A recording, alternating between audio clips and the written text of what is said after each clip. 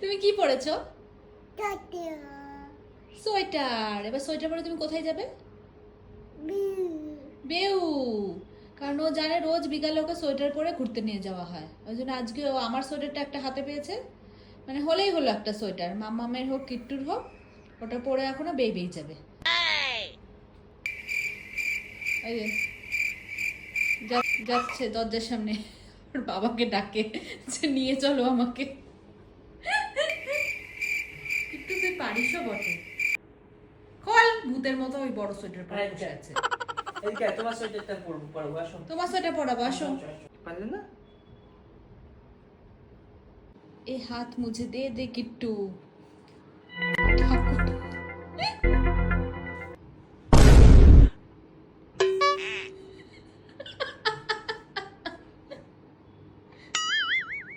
বিপদে পড়ে গেছে সোয়েটারটা পরে, কোথায় হচ্ছিল বেরু বেরু যাবে এটা পরে।